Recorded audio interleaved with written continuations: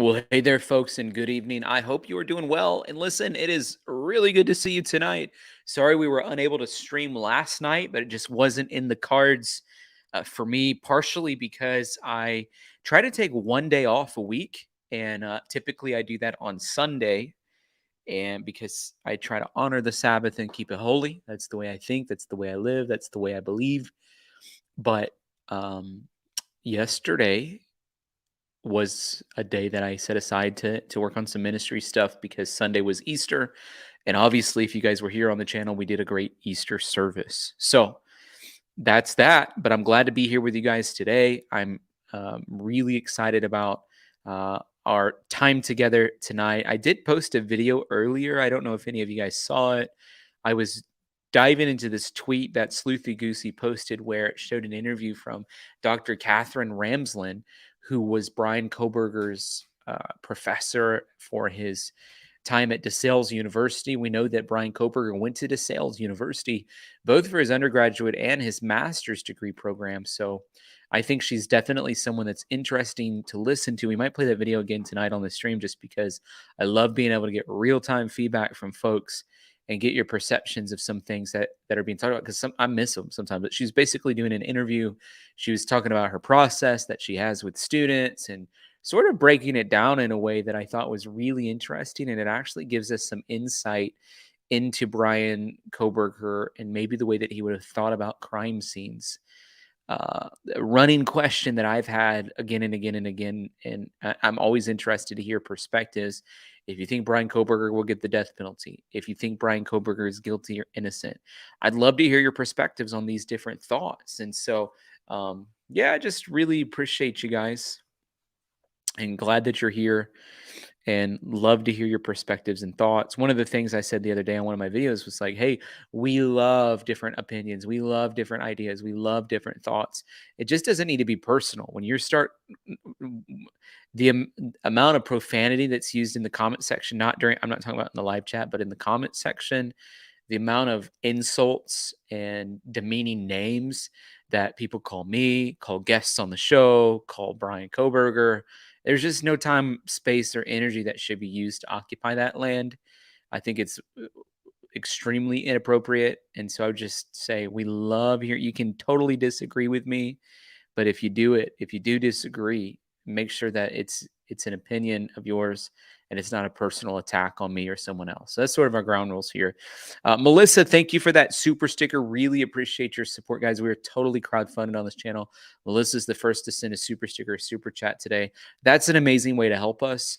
We are 100% listener supported, which means we can't keep making YouTube videos and putting time and energy into it unless people like you come alongside and support us. And so thank you, Melissa, for sending that first super sticker of the day. The other ways that you can support us are through PayPal, which is Tyler Feller, Cash App, which is $ Tyler Feller 22, or on Venmo, which is at Tyler-Feller. Listen, we got to have all of that kind of stuff coming in just to keep doing what we're doing. And some of you guys know I had a major computer issue. I had to get a new computer. And so that's just, one of those things that happens when you're doing online, like you're creating online content the way I am, using a computer to its full extent. At some point, that thing's going to crash. And so that is unfortunately what happened. But it takes resources to be able to buy computers and things like that. So if you want to come alongside and support us in that way, that would be an amazing blessing. Some of you guys have sent Cash Apps or Venmos, and I just want to take a second and honor you and say thank you so much for your support. Thank you for believing in what we're doing. Thank you for getting value out of the community that we're building here. I think sometimes people get twisted. Like they think that this is like a news agency, and we are, in my opinion, considered journalists, but it's so much deeper than that. We're actually building community, a community of contributors, not just content consumers. And so there's people that have been on this channel for now well over a year, and they look out for one another. They pray for each other. They're there for each other on a bad day. And in my opinion, that's exactly why this channel exists, for people who need and desire a community of other people. And ours is obviously faith-based and faith-focused. That's what we do on Fridays. So that's my thoughts. Hey, Amy Heights, you said computer fun. It all adds up. Thank you so much. It does. You're absolutely right. It all adds up. So thank you for your support. I wanted to share this article with you, and then I have a couple other things I want to share with you guys, and and then we'll see where we're at time wise for sure. Hey, Lanny, thank you for that super sticker. Really appreciate that. This is an article that came out today. It says heartbreaking photos found in the car of Idaho victim Kaylee Gonsalves months after death. Now, we know that Kaylee Gonsalves was recently a new owner of a Range Rover Evoque. And she actually, one of the things her mom said was going to show off that car. Like she was actually going to show off that car. Hey, Kami, thank you for that super sticker. 28-year-old criminology graduate is facing first-degree murder charges for the killing of 4 university students. The family of Kaylee Gonsalves has released heartbreaking new photos taken shortly before she was murdered in her apartment, which is a house, in the early morning hours. Alongside the 3 friends, Gonsalves, a 21-year-old university student, was brutally slain in her off-campus apartment alongside roommates Xana, Madison, uh, Ethan.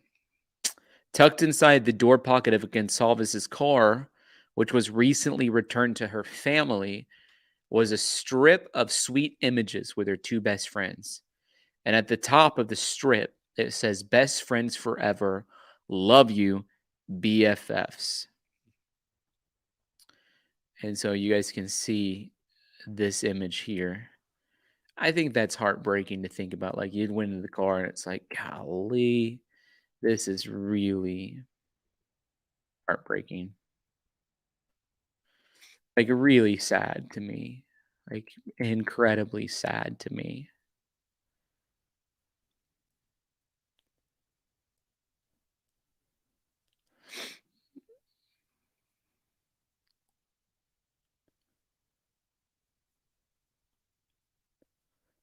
What do you guys think? I don't know when the picture was taken, but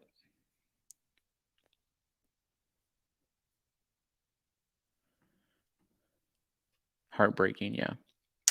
Hey Dorito, you said respectful conversations are healthy. Let us come together and reason together, Isaiah 118, but be kind. I mean, that's all we're asking. We love conversations.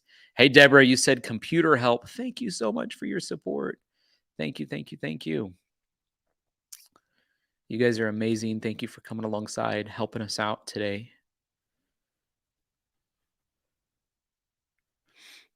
Mhm. Sharing the images on the Gonsalves family page on Facebook. They wrote, "Happy Friday, everyone. Much love to you all. Recently just got Kaylee's car back, and I found these photos taken on November 6th." So it was November 6th. Man. The photos were taken 1 week before the friends were murdered in the comfort of their own home in the university town of Moscow on November 13th. Friends, loved ones, and well wishers were quick to comment on the social media post, writing, "So special." Another said, "You raised winners," and Kaylee being one of them.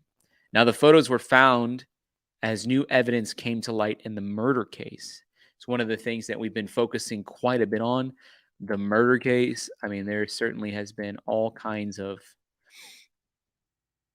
new evidence, things like that coming out.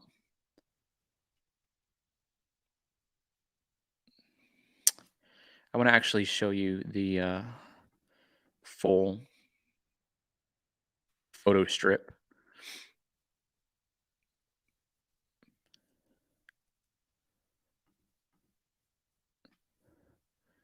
Best friends forever. I heart you, BFF. And you guys can just see BFFs forever. Captured on November 6th. Happy Friday, everyone. Much love to you all. We just recently got Kaylee's car back, and I found this inside our door pocket. What a beautiful find. They're all so gorgeous. Happy Easter to the Gonsalves family. Yeah.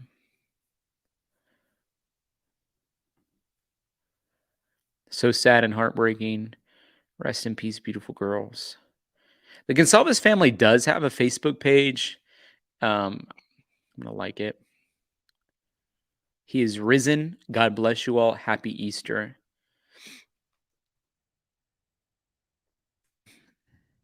Love that they posted that. She said, I can watch this a million times. This sums up Kaylee and Maddie to a T. All right, let's watch it. If they're watching it a million times, I feel like we should watch it at least once. Her eyes are not, won't even open. She's talking to me like this. Somebody needs to get on in front of the ride. He's always talking. Literally just like this. There we go. Perfect. I said someone needs to get on the front of the raft because up there it was like going up. Tell us, Kaylee. Tell us all about it. He literally said it's slow down. What's that? He said it's LMFA. How's your float going, Kaylee? Still cool. I hope that music doesn't get my channel dinged. My grandma took us on a float. She swore by it. She loved it. This exact thing happened where she's like, it's just right around the corner. Pretty soon the fucking sun was going down. It was literally like 50 degrees outside. All our tubes had popped.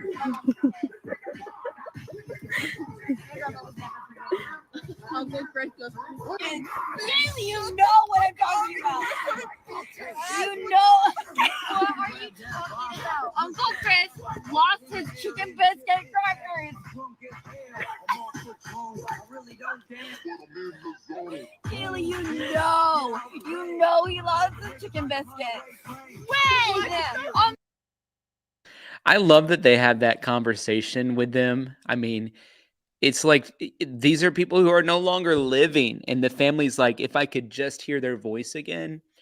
And like one positive thing about technology is like you can go back and watch moments like that, you know? Hey Jill, thank you so much for that super sticker. Really appreciate that. Thanks for your support. Yeah, I mean, I just love that they have that. They found that in her car, which means they gave the car back. Beautiful, amazing artwork. Somebody drew that. Golly, some people are talented. Say hello to Dexter, Bandit, and Rudy. These are local friends that Murphy shared his love for toys with.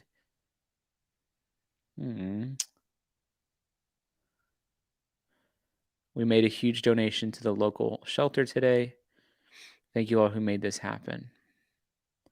I guess they must be getting a lot of donations for Murphy the dog. Thank you, Darlene from Washington. This is a beautiful handmade baby blanket for Theodora Maddie K. Oh my gosh. Christine Murphy, we miss you like crazy. Oh my gosh. Look at Murphy wearing that little champion outfit. Jack and Murphy came by tonight and picked out so many nice things. We'll be donating the rest to our local animal shelter. Yeah, they must just be getting a ton of packages from Murphy. And so Jack came by and just picked out what he thought Murphy would like. Dang, Murphy got all kinds of packages. Hey guys, by the way, one of the things that we do on this channel, just as a way to invite people to support us, we call it the super sticker train, super chat train. And people are always like, if you wouldn't mention it, if you didn't talk about it, people would donate more to your channel. Well, ask Amy Heights, our super sticker train conductor. We've tested it out a couple of different times the past 6 weeks. And every time that we don't mention asking for support or the super sticker train, literally hardly anything at all comes in. And so it's just a way for people who choose to want to come alongside and help us out, they can help us out. And so I just extend that invitation now. If anybody's watching and you feel like you want to help us out, support us, come alongside the super sticker train, we'd love to have 17 of you guys on this train, just as a way to show your support. Okay, let's look at some more of these photos from Murphy the dog. Oh my gosh. Every time I see a dog, I want one. If a dog could talk, right? If Murphy could talk, we would know exactly what happened.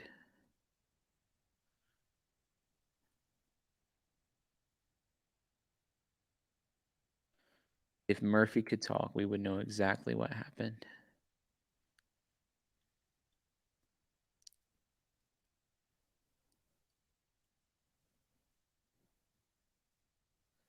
Kaylee and Maddie at the Grand Caymans in 2017.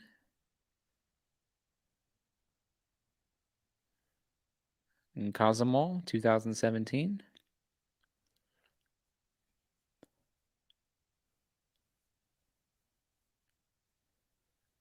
The gifts and love from Murphy have been pouring in. Yeah, that was my guess. They must have been super loaded up on stuff from Murphy. Hey, Sue, thank you for hopping aboard the Super Sticker train. You're the first. Athena, thank you. Deborah, thank you. Joanne, hope you're doing well. Thank you for that super sticker. Naomi, thank you, thank you, thank you. Hey, Brooke, you said all aboard the super sticker train. Woo! Woo! Woo! Kevin, hope you're doing well. Good to see you. Kevin's a basketball coach, and I sent him a video of some fourth graders that were like killing it. Hey, Kathy, thank you so much for that super sticker. Hey, that's the biggest we've had in a long time. Thank you, thank you, thank you. Really appreciate your support. It means the world. Yeah, I'm glad they donated. I mean, like, what are they going to do with it? Wow, this is interesting.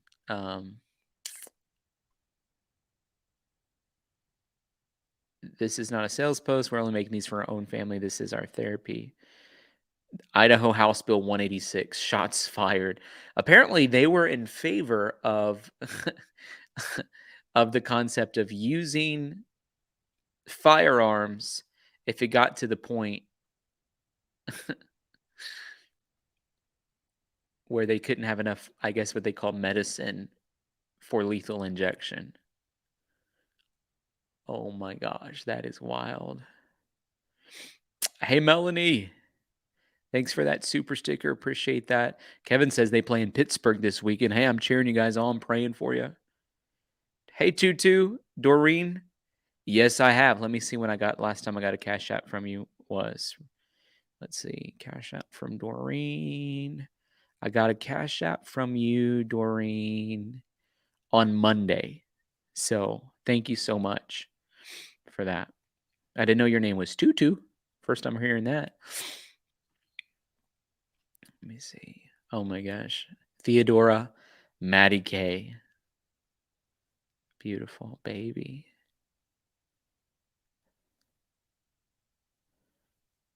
More pictures of Maddie and Kaylee.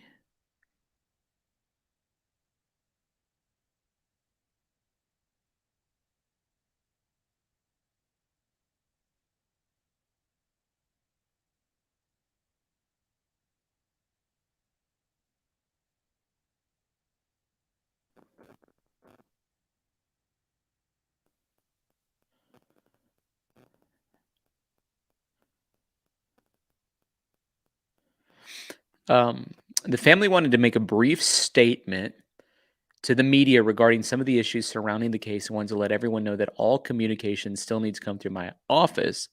I apologize if I missed anyone's email. So this is going to be really interesting. Hey, Patty Davila. Hope you are doing well. Appreciate your support tonight. That's number 10 on our super sticker train. Only 7 more to reach our goal. You guys are amazing. This is an official statement from the Gonsalves family. The Gonsalves family would first like to thank the media for the continued coverage of this case. It's important to keep this story alive to make sure the stories of the 4 victims in this case are remembered. It is clear from the newly released memo by Judge Marshall in this matter that she does not believe that the gag non-dissemination order applies to the victims' families. Only through the hard work of our attorney were we able to get the clarification that was needed. Our attorney, Mr. Gray, has been informed through a public filing called the Notice Regarding Hearing Date on Motion to Appeal, Amend, or Clarify Amended Non-Dissemination Order that Judge Marshall will not provide a hearing or address the other issue raised in the motion until the Idaho Supreme Court makes the decision and the Associated Press et al. Versus Second Judicial District of the state of Idaho. That being said, we are confident that once that decision is made in the above case, that Mr. Gray will once again be able to speak on our behalf. He will continue to address any concerns our family has while continuing to hold the investigators, prosecutor, and all parties accountable as the family supports the prosecution, Mr. Kohberger. We would like to thank everyone across the country and worldwide for the donations, gifts, support, and prayers. They've given us strength every day in this battle for justice. Finally, we firmly believe it was the coverage by the media of the victims' families, numerous witnesses, and undeniable evidence that led to an arrest in this case. May God bless you. What do you guys think? As you guys are just reading that, especially that last paragraph, it said that it says, finally, we firmly believe that was the coverage of of the media covering the victims' families, the witnesses, and the evidence that led to an arrest. Do you guys think the media played a significant role in this case? And if so, how big? If you had to rate it like 1 to 10. Hey, Dorito, thank you so much for that super sticker. Really appreciate that. What a major blessing.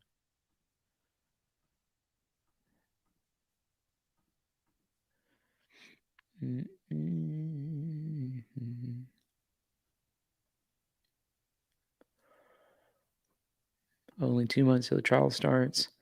I bet Kohberger is feeling the heat and wins if he pleads guilty. Yeah, I think the trial is just a preliminary hearing. So I would just say, like, from my perspective, I don't think he's really stressing much about that preliminary hearing. They're not going to decide much. So it's not 2 months until the trial starts. It's 2 months until there's a preliminary hearing, which at any time, one of the parties could just make an motion.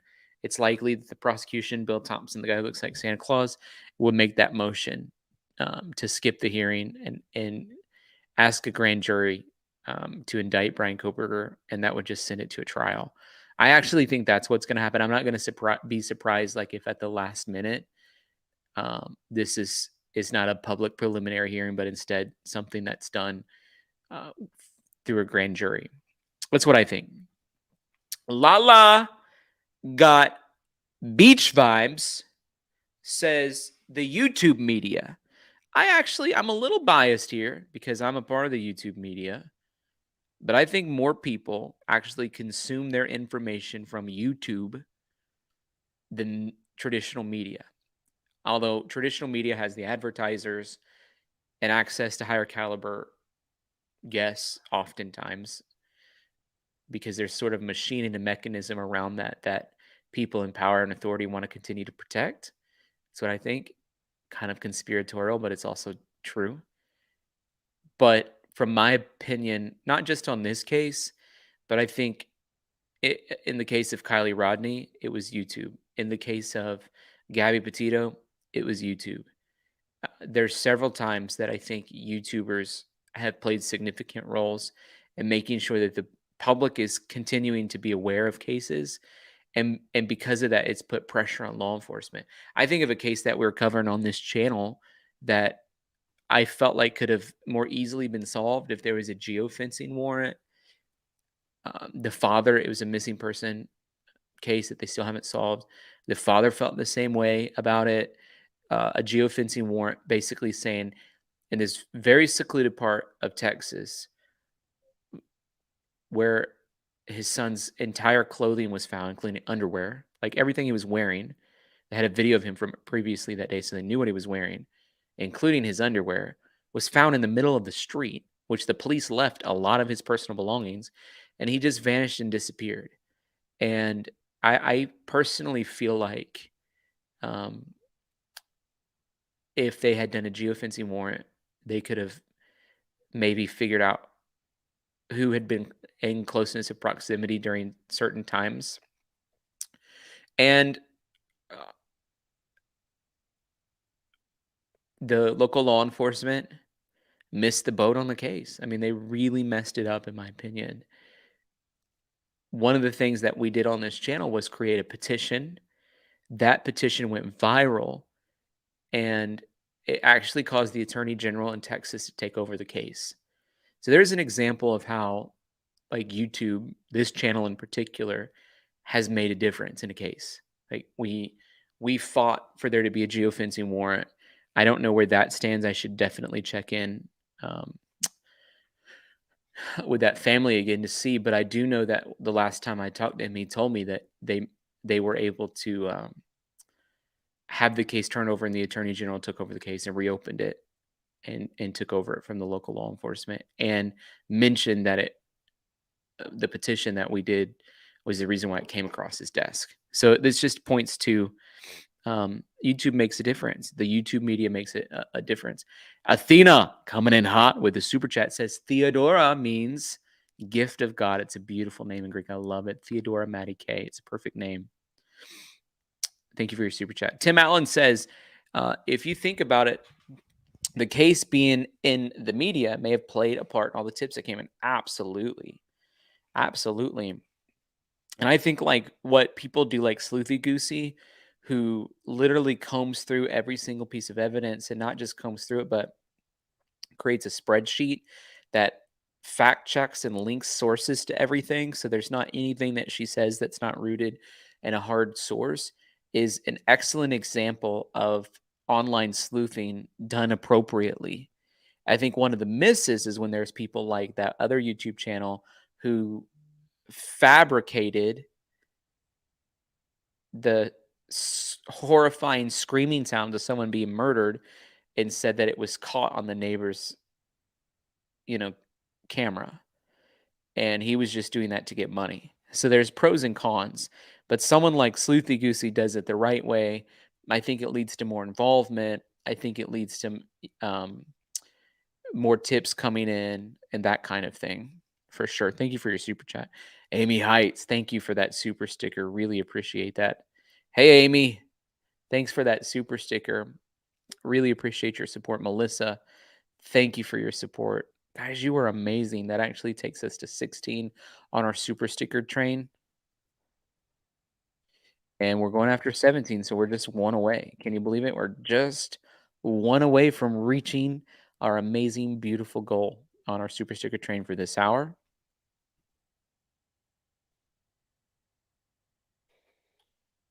Bada bing, bada boop.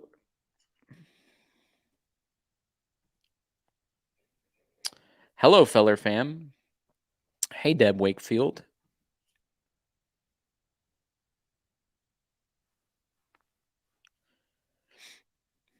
Let me see if there's anything else on this Gonzalez family page real fast. 975 signatures away. Super exciting news. Only 975 more signatures are needed until we are at goal. Thank you, everybody, for sharing and signing. I like that song they're playing in the background, which is Oceans by Hillsong. This post is a little old, and I'm not quite sure what that petition's for, so I'm assuming it got signed. Theodora Maddie K. Okay. Oh, it was a petition against Ann Taylor. Interesting. Hey, Heidi Joy, thank you so much for that. Really appreciate that. K Me, Wade, Getchell. You guys are amazing. Thank you, thank you, thank you. Okay, so I didn't realize that this, I'm just catching up on this Facebook page, by the way, guys. If you're like, what the heck are you doing? So this is a petition that's closed that the Gonsalves family was sharing. It was started by somebody named Sarah Jackson. It says ban Ann Taylor from representing Bryan Kohberger due to a conflict of interest. So it's really interesting that the Gonsalves family is really interesting that the Gonsalves family is going after Ann Taylor. It says sign this petition and remove Ann Taylor's Bryan Kohberger's attorney. Ann Taylor, who's the chief of the Kootenai County Public Defender's Office, began representing Kohberger after he was extradited in Idaho, where he's charged with 4 counts of first-degree murder. Taylor, who is the chief of the Kootenai Public Defender's Office, was the attorney for 1, possibly 3 of the victims' family members, only to drop them as clients to pursue defending their children's alleged killer, Bryan Kohberger. Taylor was defending Kohberger's alleged victims and families back in November, only to drop them as clients once an official arrest was made on Kohberger. Court records show that Taylor filed an attorney withdrawal notice in Kootenai County for victim Kernodle's mother, Kara Kernodle, on January 5th, the same day that Kohberger made an initial appearance in the Latah County courtroom. Nima Ramani, who's an attorney and former federal prosecutor, said that there is a potential conflict of interest because Taylor presumably has to be cross-examined the parent during the guilt or death penalty phase of trial. The public defender's role as the lawyer for a murder victim's parent, where she now represents the alleged murder, at a minimum presents an appearance of a possible conflict. And Taylor filed a document asking the court to withdraw from representing her former client one day after Bryan was extradited. A legal expert has warned that quadruple murder suspect Bryan Kohberger could have his conviction overturned if the current attorney does not recuse herself from this case. So this is something that we've covered in depth. I actually find this really interesting that the Gonsalves family was literally posting a petition asking people to get this lifted off of Ann Taylor's responsibility. A legal expert is now calling for Taylor to recuse herself from the Kohberger case as he believes it could result in the suspected killer's appealing any result in which he's found guilty. California appellate litigation lawyer Matthew Burhama said that Taylor seems to want to work on the case with Kohberger, describing it as an odd and unique situation. I will say that I agree with them. It sounds like Ann Taylor wants to work on this case. From my perspective, let me know what you guys think in the comment section. Like, put a 1 in the comment section if you're like, yeah, Ann Taylor is kind of antsy about this. Put a 2 if you're like, no, she's just doing her job. I'm curious to what you think. Ann Taylor, from my perspective, which is a limited vantage point, obviously, appears to me as if she's anxious to work on this case for some reasons. You guys are like, yes, I think she wants to work on it. Robin's like, just doing her job. Brooke says, yeah. Yes, just doing her job. Yes, yes.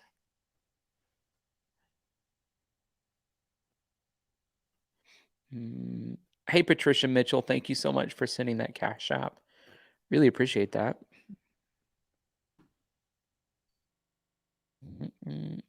Yes, yes, yes. Athena says 1, obviously a conflict. Athena is the resident attorney around here.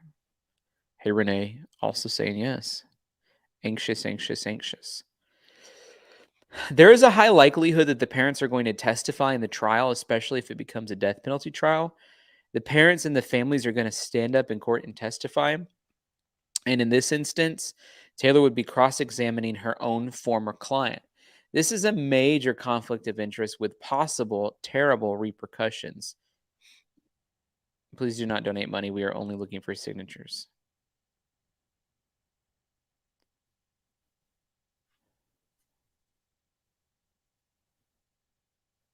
Wow. I wonder if I can find that other one I was going to show you guys. I don't see it. I think the one we started is gone. Or I might be on a different website. But anyways, let's look and see if they have any updates. No updates. But it did get 10,955 supporters, which seems like a fair amount to me.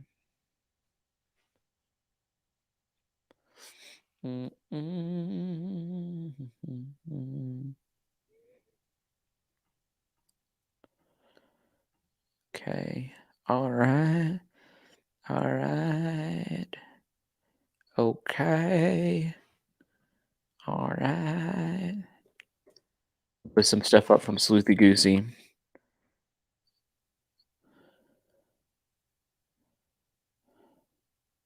Stephen Smith case.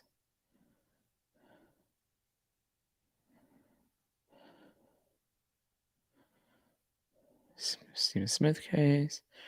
Okay, I want to play this for you guys. I know some of you probably watched my video earlier and you've already seen it, but stick with us if you have. I'm really curious in getting your feedback and if there's anything that really sticks out to you as you hear Dr. Catherine Ramsland talk about this, process that she had as a teacher with her students. Again, Dr. Catherine Ramsland. She wrote a book on the BTK killer. She wrote a book on how to spot and stop serial killers before they become serial killers. And she was Bryan Kohberger's professor, and I think she oversees the whole department, possibly. At the university he did his undergraduate and his graduate degree from. And so it's just interesting to hear her perspective. Hey, what's up, Tim? You said, if Bryan admits to Ann Taylor he did it, does that fall in client attorney privilege? I don't know how it works. Great question. Athena, can you help answer Tim's question? If you have a client who committed a murder and he admits to his attorney that he committed the murder, does that fall under attorney-client privilege and the attorney still tries to get that client off? That's a great question. So, waiting on Ann Taylor. I mean, waiting not on Ann Taylor. Waiting on Athena to answer the question. Wait, don't know why I said waiting on Ann Taylor. We're waiting on Ann Taylor to answer the question, Tim, as if she's watching the stream. Waiting on Athena to answer the question. It's a great question that I haven't thought about. I can see on one side, like, if I was an attorney, yeah, that's what I was gonna say. It limits your defense. So Athena says it limits your defense. For example, you can't use the alibi defense. It's like there's some ethical standard, right, as an attorney that you would break if you were trying to like use a defense of an alibi, for example. So I think probably like Oompa Loompa is saying, which is a funny name, that attorneys are not going to ask, if a client did it. I think they're just going to be like, you know what, we'd rather not know. Unless they're totally innocent. They're like, I swear I didn't do it. I swear I didn't do it. I promise you I didn't do it. Like, that's a whole nother thing. It's a great question, though, Tim. But I think that's a great answer from Athena, too. Like, it really limits their response. Eric says, I'm a fan of Dr. Ramsland. Love to work with the BT killer. Do you see any similarities between the killers? Okay, let's play this interview. And I'm going to stop it occasionally. It's only 2 minutes long. I'd love to hear your guys' thoughts if there's anything that sticks out to you. And try to figure out what happened. And I have my students do it. oh, okay. We set Wow. up crime scene scenarios, and the red herrings are there. The evidence is set. They have to not just observe, but think about who they are as observers psychologically. That already, just off the get, hearing her say that. So the question would be, hey, Dr. Catherine Ramsland, when Bryan Kohberger was your student, how did you help him visualize crime scenes? We set up crime scenes, including red herrings and all, and we helped them to visualize the crime scene, and we helped them to visualize it from their own perspective as an observer. This is the type of training that Bryan Kohberger would have had. And to me, it actually, like, one of the points that I would take from it is it actually leans towards Bryan Kohberger having possibly committed murder in the past and done a really good job on the crime scene. Guys, I think that there's a chance that, depending on what other pieces of evidence we don't know that they had, but I think that there's a chance that if they didn't have the DNA on the knife sheath and maybe they didn't have the Hyundai Elantra video, Bryan Kohberger would have never been caught. I think there's a chance for that. Going through that many cell phone records, I think would be really hard to pinpoint who it was. He turned his phone off. So I think he was thinking he was going to get away with it. They would do a cell phone ping of that time frame in that area, and his phone was off. Like, I think that's probably what he was thinking. He should just literally he should have just left his phone out. Kara says, yeah, I'm out. Tyler's only here for the money. That's why Nightbot is advertising his merch, and he's promoting an app for you to download. In no way is he being Christ-like, more like the Antichrist. Well, Kara, I'm really sorry you're having a bad day. I really am. Most of what you said is absolutely not true. And also, I don't control what a robot does. So we honor you. We bless you. Thank you for being on the stream. But that type of behavior really is not edifying to anybody. And we don't appreciate what I consider your toxicity. So we're actually glad to see you go. Anyways, from my perspective, I think it actually points towards Bryan Kohberger possibly have done the crime before. When we look at what takes place on the crime scene, like, I don't know. I think if the DNA maybe hadn't been on the knife sheath that was left, there's a chance he would have got away with it. Maybe if they didn't have the videos of the Hyundai Elantra, maybe he would have got away with it. So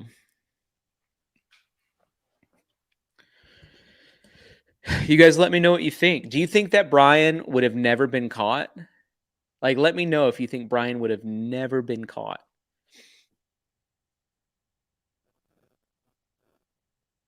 If the DNA on the knife sheath wasn't there.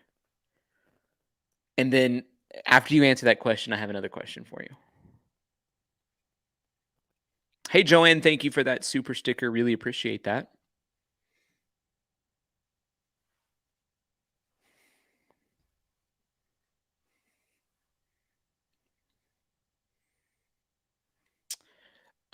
Yeah, you said the DNA caught him.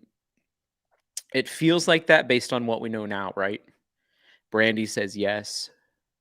Feels like that, right? Based on what we know now. Jane says no. So put a 1 in the chat if you think Bryan Kohberger would have been caught without the DNA on the knife sheath. Put a 2 if you think they would have caught Bryan anyways.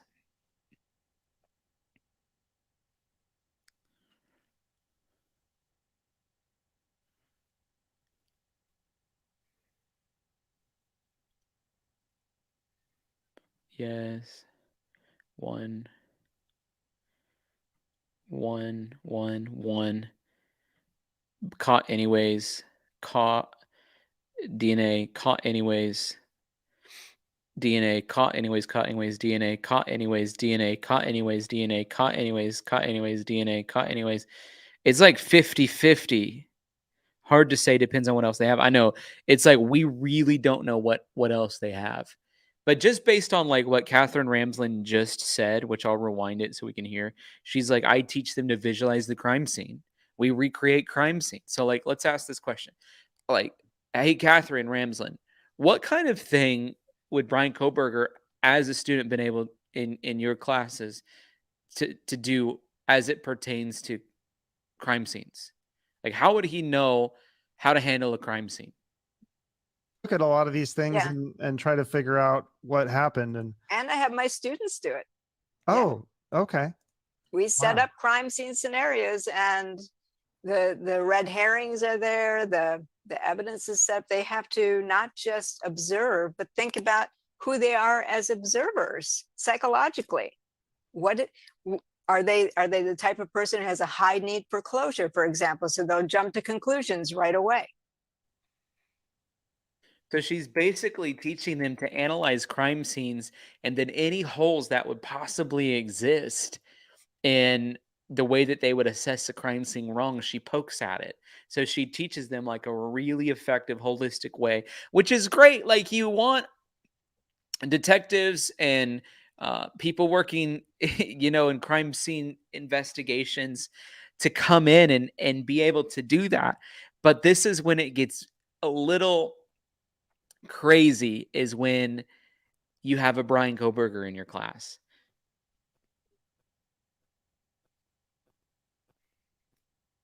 Golly, that's wild. Are they the kind of person who will look at things and in their spotlight of focus will not see other things? Like, for example, I had one where there was a guard dog in the scene. This is a real case. The dog was locked up in the garage. So even though the family was afraid, they kept their guard dog locked up. And I had two of them went through the whole house, and they go, so the dog ran away? The dog is right there. It was a big stuffed Rottweiler. It's right there, right in front of you. They didn't see it.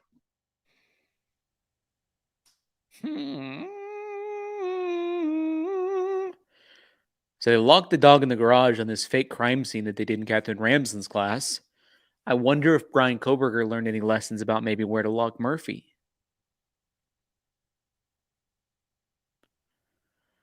Brooke, that's an interesting question, right? Do you think Dr. Catherine Ramsden will be called to testify if this case goes to trial? I honestly think no, but I don't know enough about her involvement with Bryan Kohberger to say yes. And I also, from a selfish perspective, would want it to be yes. I'd love her to be a part, but I think it's probably going to be no. Hey, Sam Panther. Thank you for that super sticker. Really appreciate your support. We are totally dependent on people who watch this channel. And thank you. It's funny, like that comment we got earlier. It's like, well, we do actually depend on people to support for us to be able to do what we're doing.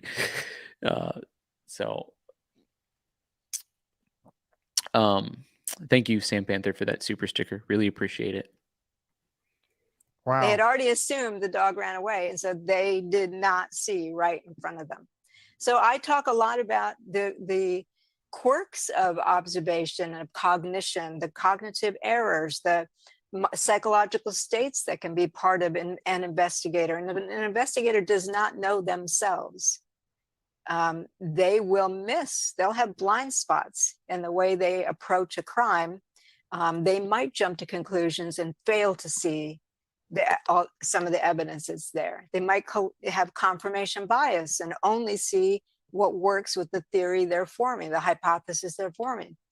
That's a problem. And many cases have gone off the rails for that, and innocent people convicted. Yeah, that's not a good thing. I'd be a terrible juror, though, because I almost always think the person's For they have enough closure. evidence.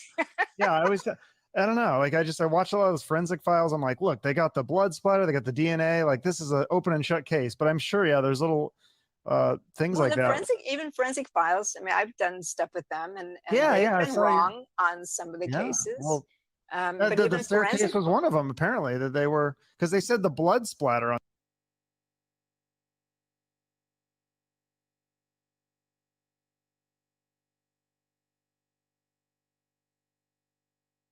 So there's another video of Catherine Ramsden I want to show you guys. It was on PBS.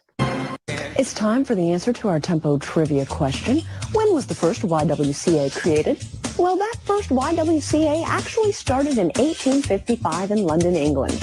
Here are some more interesting fast facts about the YWCA.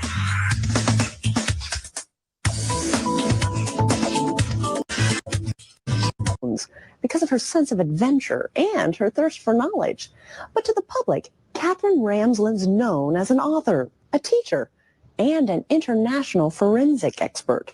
Nicole Brewer tells us how she earned those titles and how she's sharing her knowledge and experience with local students. 4 murders are attributed to Jack the Ripper. Professor by day, Was Mary Kelly the last victim? writer by night. And did I mention international forensic expert? Catherine Ramsden is the author of The Criminal Mind. Ms. Ramsden, good morning to you. If there's a high-profile court case or an unsolved mystery, prominent networks, newspapers, and other publications turn to Catherine Ramsden for answers. But so do her students. She has a lot of credibility in her field. She knows what she's talking about. She has a lot of field experience. So when she says something, we can actually believe it. Making her mark as an assistant professor of forensic psychology at DeSales University, Catherine teaches 6 courses under the Department of Social Science and says it was serendipity that led her to forensics. My colleague and friend Richard Knoll said that they were thinking of starting a forensic psychology track here, but they had nobody who was qualified to teach it. Would I be interested in coming? That was in 2001, a time when forensics and crime scene investigation were gaining popularity and producing what Catherine calls the CSI effect. When something very popular occurs in the media, people are influenced by the kind of information they get. And so with the CSI shows, all of the forensic shows on television, people think they're learning what forensic science and forensic investigation is all about. Catherine geared up for the trend by writing CSI Effect, one of 30 books she's written as an author. She also 30 books? What the heck does she do? Just sit around while she's supposed to be teaching college courses and taps away on a keyboard? decided it was time to apply her master's degree in forensic psychology and her field experience to the classroom. I had been part of a death investigation team, for example, or been a researcher for a forensic psychologist for the courtroom. I now believed I can bring this into the classroom, and it's real. And 6 years later, she's still bringing very real, hands-on experiences to her students. On this day, one of her classes is setting up a crime scene, an Notice the murder weapon on this crime scene for her class. activity that Catherine says allows them to be creative and take the lead in their own learning process. We had the space, we had the mannequin. I said another class would be solving the crime. Here are the parameters. Go for it. The students came up with a scenario, planted evidence like fingerprints and footprints, and strategically placed the victim in a way that reflected the crime. They're learning to think their way through a reconstruction. Before and after, how investigators go about solving these crimes, profiling. A teaching style students enjoy, with lessons that are based on experience.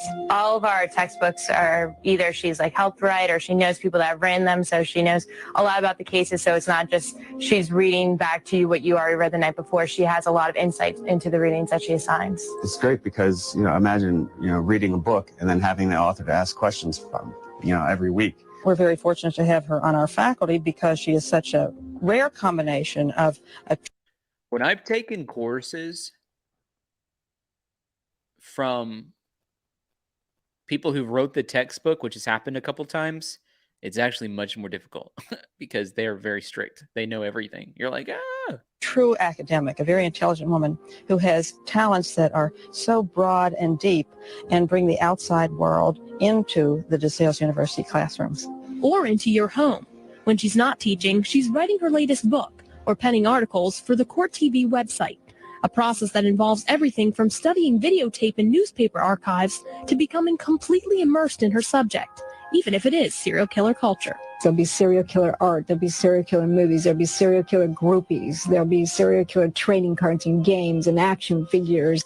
Memorabilia that makes Catherine feel as though she's in the heart of the story, a feeling that provides momentum to her writing. The truth is, I'm writing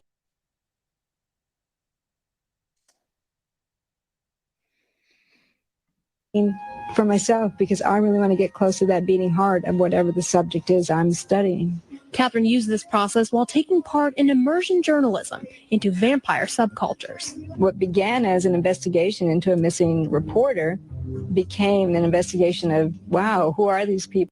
what's your guys' take on Catherine Ramsland after watching this? I'm flabbergasted, really, by it. And I'm so curious about what your thoughts are. Like, so curious about what your thoughts are.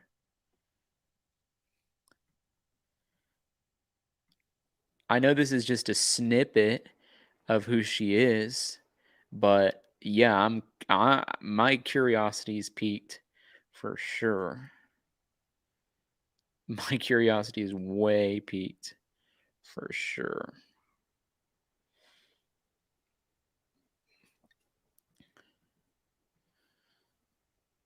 Why do they think they're vampires? What do they do? How does this affect their lives? And I went to their parties and to their homes. Experiences that led her to write Piercing the Darkness, Undercover with Vampires in America Today. Somebody said she's a doctor. Respect for her. Just because somebody has a PhD, you're supposed to automatically give them respect? Is that the way it works? And I'm not being disrespectful to her either, in my opinion.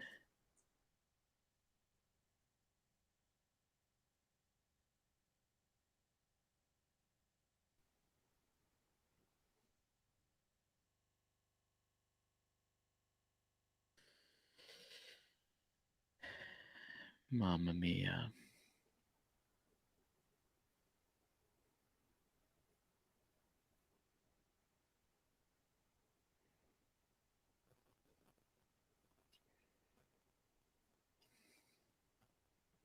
Hey, by the way, guys, we are rolling into our second hour of the show, which means it's time for our second super sticker train. If anybody wants to hop aboard and help us out, we would be more than happy to have you hop aboard and help us out.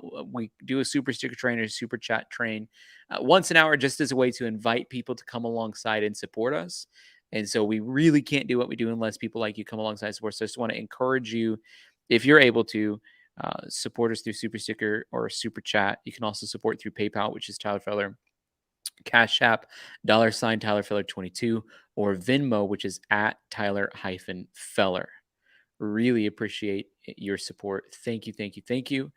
And just know we can't do it without you.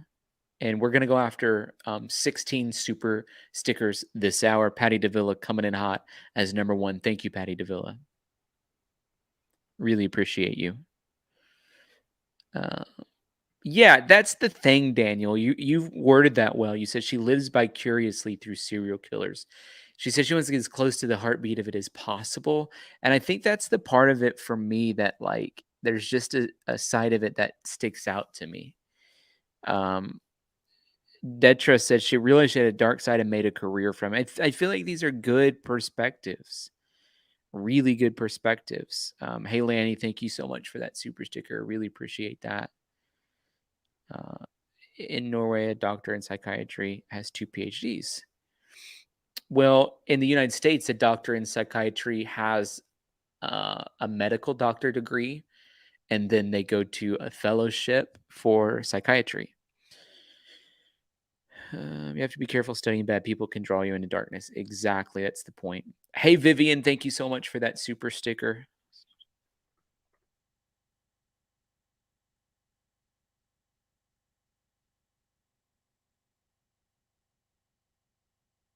That Vivian, by the way, that's number 3 on our super sticker train. Really appreciate your support. Today, in it, she talks about her dealings with vampires.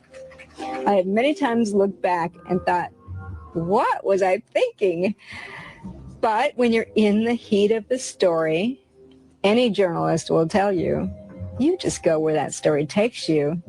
And while her stories have taken her around the world, leading to international credit and acclaim, Catherine says her true supporters are right here in the local community, especially at the Moravian Bookshop. With its incredible history of being the world's oldest continuous bookstore, that has, a nice ring to it for any author. But there's a warmth there from the staff. They're always interested in what I'm doing. And these days, keeping up with Catherine can be done online, at the bookstore, or in the classroom. For Tempo, I'm Nicole Brewer reporting. I think it's so fascinating. Well, let's look at DeSales University and some of the crime lab stuff they have.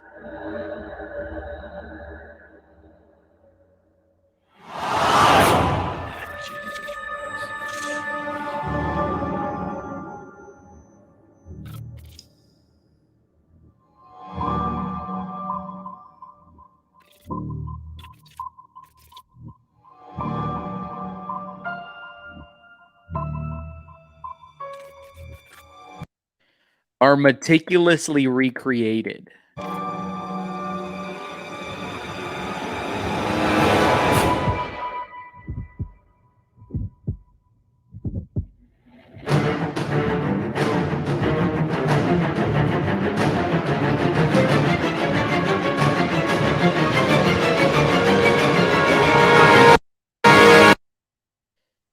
I wonder if one of those people are Bryan Kohberger. Hey, Deborah, you said Frank Peretti wrote great stories of books, one called Piercing the Darkness. Our son was named after one of the characters. Actually, I've read those books. I've read most of Frank Peretti's books, and I got hooked. Like there's some of those books you start reading, you get hooked. And it actually are these amazing books that use crime to talk about like demonic influence. Hey, Amy, and thank you for your super chat too, by the way. Hey, Amy, really appreciate you said, wasn't Murphy locked in a separate room? Yeah, I think he was locked in a separate room for sure. And that's part of why we were looking at that, Very fascinating. I mean, to think about how Catherine Ramsland recreates crime scenes with dogs that are locked in other rooms. Hey, Athena, evil geniuses everywhere, crime idiots too. Exactly. It's like there's spectrums here. Intelligence, moral aptitude, two different spectrums. So you can be a good genius, you can be an evil genius. You know? Thank you for your super chat. Okay, so I'm wondering if Bryan Kohberger was in this because there's one little tiny snippet where I'm like, is that Bryan? See if I can find it.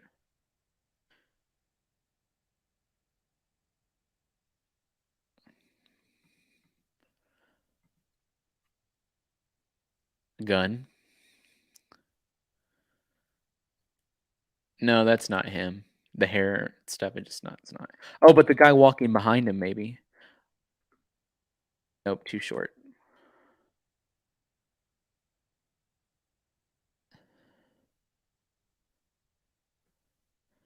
I mean, he kind of looks like him. That guy right there kind of looks like him.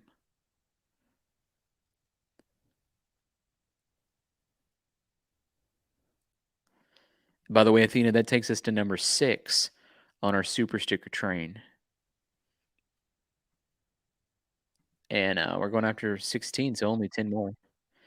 2 more videos from DeSales University from their criminology department I want to share with you guys. Purchases on his credit card that he didn't do the transaction, so we traced the IP address, and we If you guys see Bryan Kohberger, let me know. believe that it's a classic case of identity theft here. Sorry. Who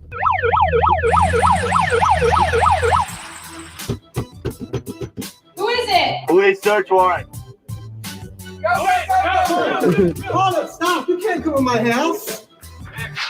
So Bryan Kohberger had practice with police showing up and doing search warrants.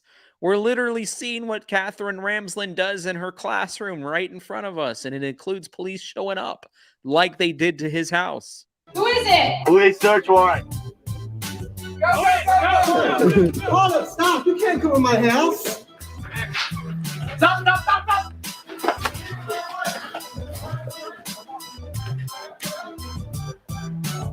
We're here because we traced the IP to your house, and we're just trying to get to the bottom of where these purchases came from. We have one of the stolen items that the suspect purchased. We recovered. Honestly, if you were a criminal justice major, this seems kind of like a fun college to go to for that. It's like instead of sitting in a boring, stuffy classroom, you're actually getting an opportunity to grow and learn in a hands-on way. It actually seems kind of fun. He purchased this stuff online, but he doesn't remember what the last purchase. Do you own a laptop at all? I owned them, yeah. You know where the gift card is that we found? It's in the kitchen. So let's check that amount, see if it matches, and then see if we have any other stolen items. You admit to swiping the credit card and stealing the credit card numbers and using that to fund your gambling addiction? So what if I rip off the credit card company? Mr. Jeff Thompson, you are under arrest. You can't pull anything over you guys. Don't tell him anything. Don't tell him nothing.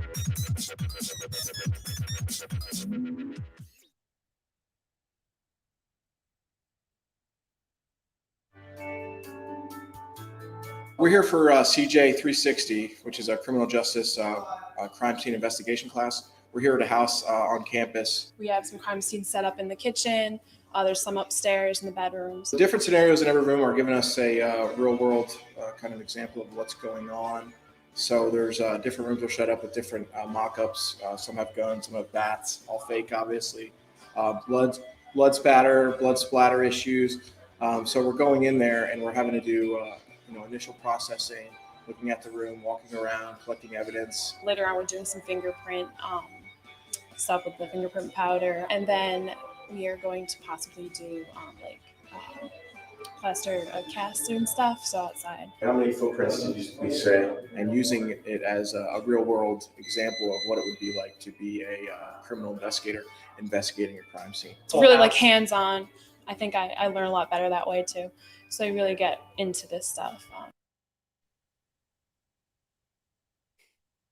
What do you guys, if anything, make of all of this? I find it to be fascinating that this is sort of the strategy that they use at this college. Like, I find it to be extremely fascinating. By the way, I also just want to say thank you so much to everybody who's a member of our Feller fam. You have a little flag next to your name. It's an incredible blessing. You're the engine, the steam behind why we do and what we do. And so thank you so much. If you have a yellow flag, special shout out to you. It means you've been with us for more than 12 months, which is mind boggling to think that we've been doing it this long, doing these YouTube live streams. But I just want to say thank you so much for your support in that way. Yeah, Sean B's like, very fascinating. Amy Hyde said yellow, yellow. If you guys have a little flag next to your name, would you put the color of it in the chat if you don't mind? Mine is yellow. And they were all yellow. It's a song. It is a song called Yellow. Look at the stars, look how they shine for you. And they were all yellow. Thank you, Melissa. Thank you, Savannah. Patty, Mama Penny, Heidi, Naomi. Yellow, yellow, yellow, yellow. When I answer the phone, it drives people crazy. But oftentimes I say, yellow. And then, like, depends on who it is. Debbie Campbell, if I talk to her, she'll be like, orange. I'm like, what? Yellow is hello. Blue, green. Oh, green. Green is good at 6 months. Brooke says red. Red is new. So we want to help your red turn to blue, purple, and then we want to help see you progress. Blue, yellow, yellow. So Nancy Grace did an episode. We haven't had a chance to watch it yet. Really looking forward to watching it or listening to it. She didn't do a video of this one. I actually bought a subscription to Fox Nation, which is the channel that her show's on, just so we can watch it when we need to cover an episode of her stuff. Because most of the time we were finding like those audios, but we weren't able to find the videos. And she actually does video too, but not always. Sometimes she just does audio. It's like sometimes she does 2 episodes in one day. She'll do an audio episode and then release just the audio of it, and then she'll do a video episode and she'll release it on Fox. And then sometimes she just does 1 episode. So, and then she just releases the audio of that as her audio episode. So I don't know what her deal is, like if she has like a radio contract. I don't know. But she just did an episode. She did it only audio. Hey, Naomi, thank you so much for that. Really appreciate that. Appreciate your support. That's number 7 on our super sticker train. We only need 9 more.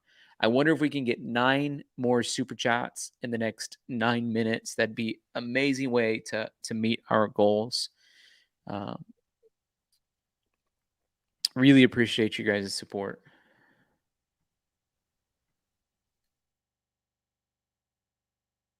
Hi, folks. This is Don King. Hey, when the grandkids come to visit, do they plant themselves in front of the TV all day? That's no way to spend the summer. One of the best ways is to get them outdoors and take them fishing on one of Tennessee's beautiful lakes or rivers. It'll open up a whole new world of conversation and wonder and make memories to last a lifetime. To learn more about purchasing your fishing license, visit GoOutdoorsTennessee.com. That's GoOutdoorsTennessee.com. I love going outdoors, so maybe I need to go to that website, GoOutdoorsTennessee.com.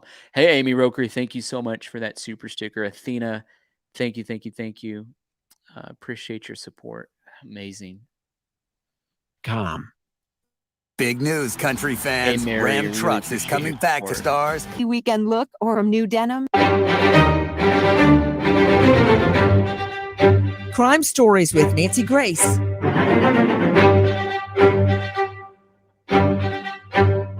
Did Bryan Kohberger, the alleged killer of 4 beautiful University of Idaho students, actually keep a souvenir of the murders? I'm a big scrapbooker, and I not only put photos of every event. Right now I'm still stuck on Christmas of 2017. I have church bulletins. I have Christmas cards, all sorts of things I put in with the photos. Is that how he viewed the murders? Like a concert he attended, or his junior senior prom, or some other big event in his life, that he actually kept mementos, a souvenir, so to speak? That amidst an alleged internal affairs investigation that could threaten.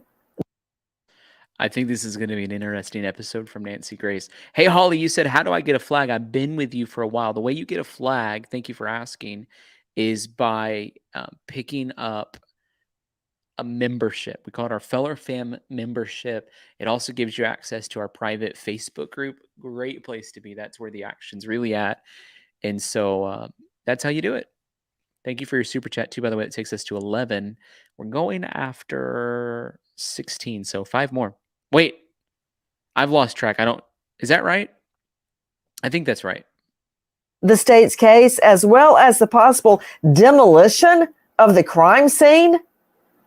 We just saw in the Alex Murdaugh case that the jury went back to the scene of the crime. If that home, that house where the students were murdered is demolished, will that somehow result in a problem for the prosecution?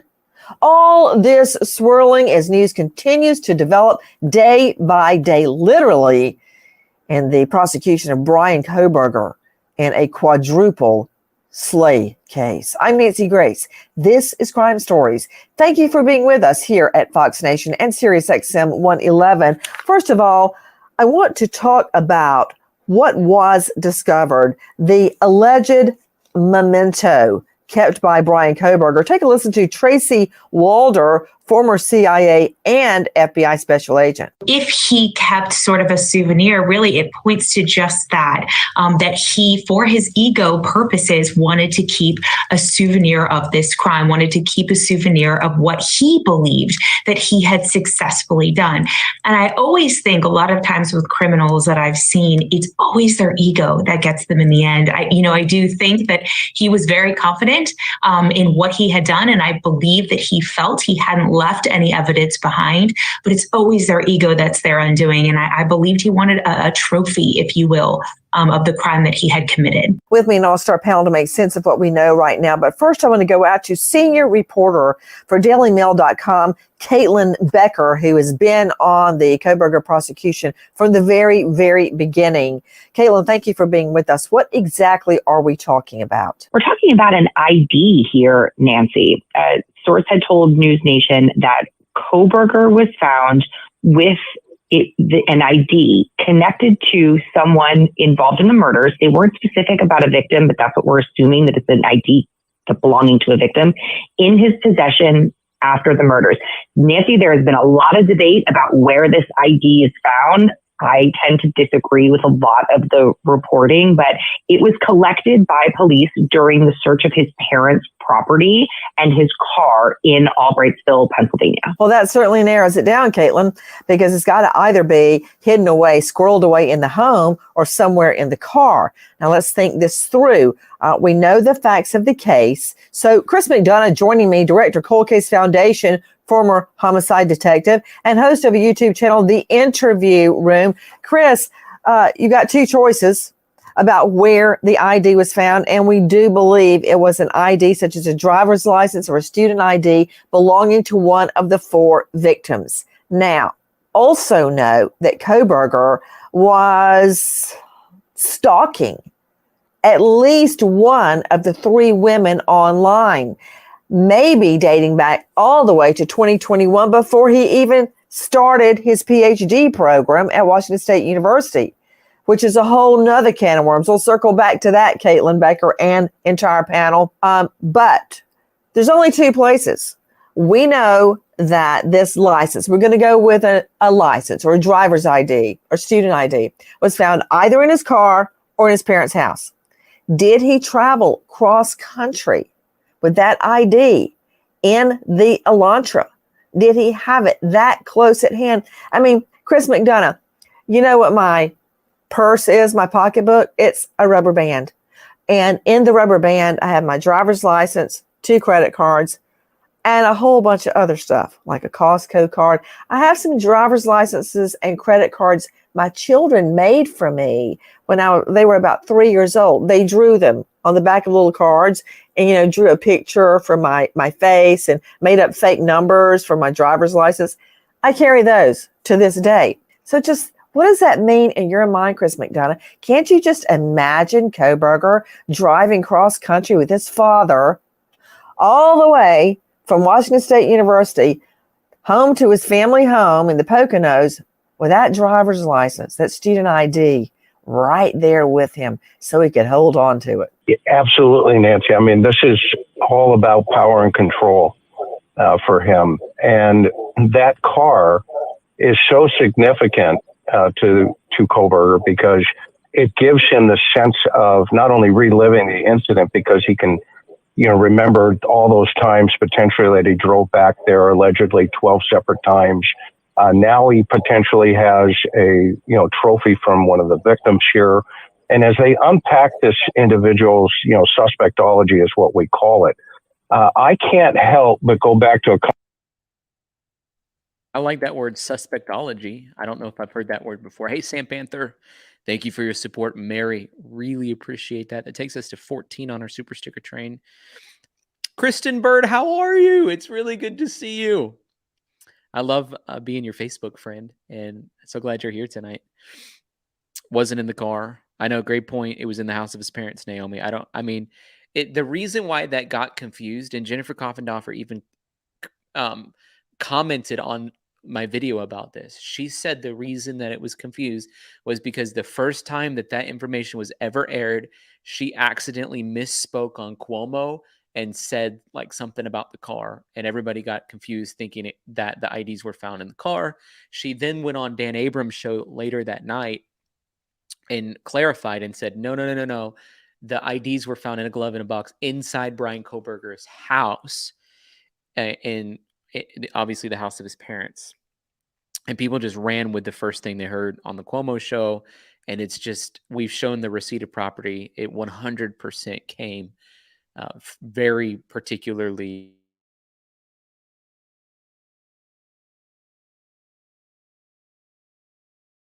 Appreciate that. Florence, thank you so much for that super sticker. Appreciate your support. Thank you, Florence. Thank you, Jill. Thank you.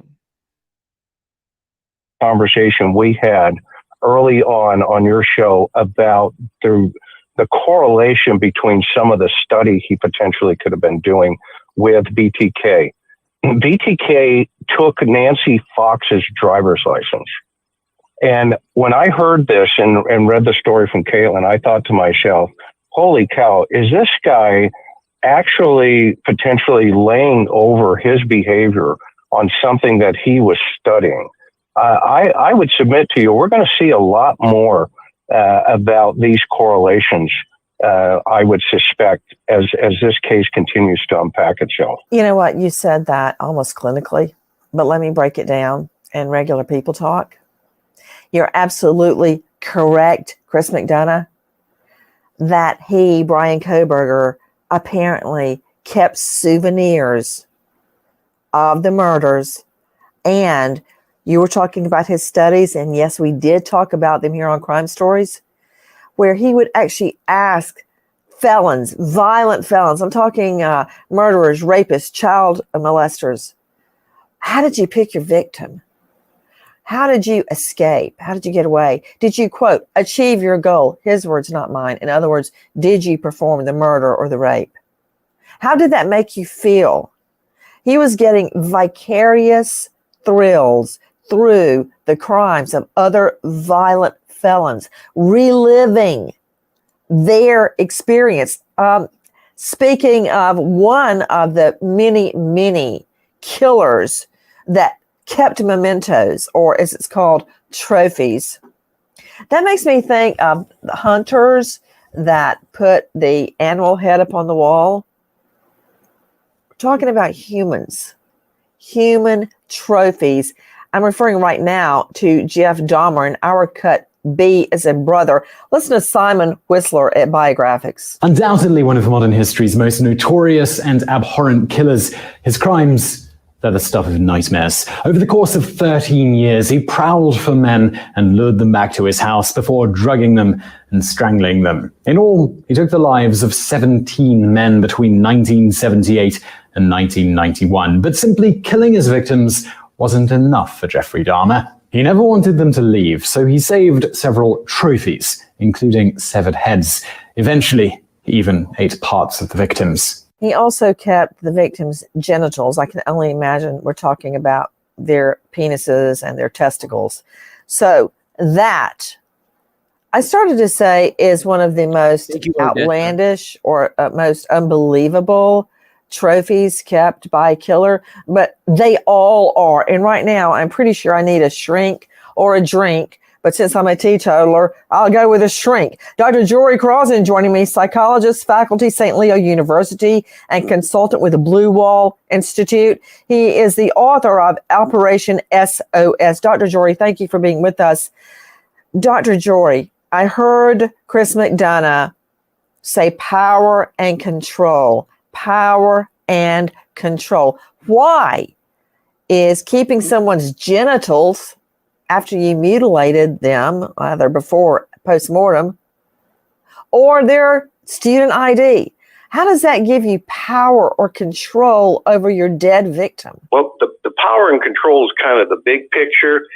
When you individualize it down to the person, it's their recall, it's the fantasy that they attach to it. Wait, I'm trying to absorb everything you're saying. You know, you experts, and that goes for you too, Caitlin Becker. You give us so much information. It's like drinking out of the fire hydrant. Okay, you said relive, because as I told you, all over our den is me still trying to play catch up and make the 2017 Christmas album. And yes, I stopped the whole time. I see a picture. I'm like, oh, I remember that. Putting up the tinsel, and we were laughing, and John Davis started playing the piano, and I made him stop, and I found out he was really on his cell phone the whole time. I relived that moment. Is that what you're saying when I see that picture? Yes. And usually as they develop this fantasy, it becomes what they want it to be in their mind. Like in performance, you know, if they did something that wasn't right, that they would like to do, you know, if they had done it differently, that's incorporated into the fantasy. And that's brought out, you know, I'm looking from the clinical perspective when I worked in prison and worked with these violent offenders and the sex offenders, you know, getting into that fantasy life and how they related to it through these momentums that they kept.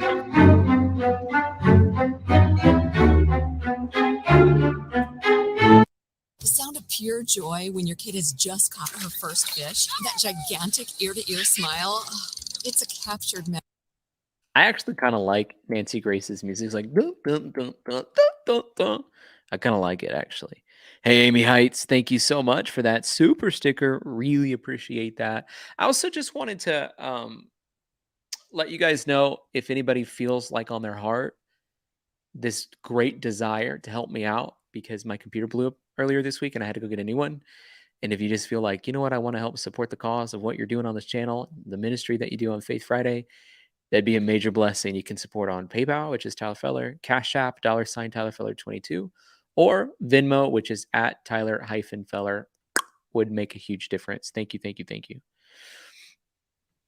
Memory. And before you go, Inclusive of excluded Madison quality hearing. Firstread.com.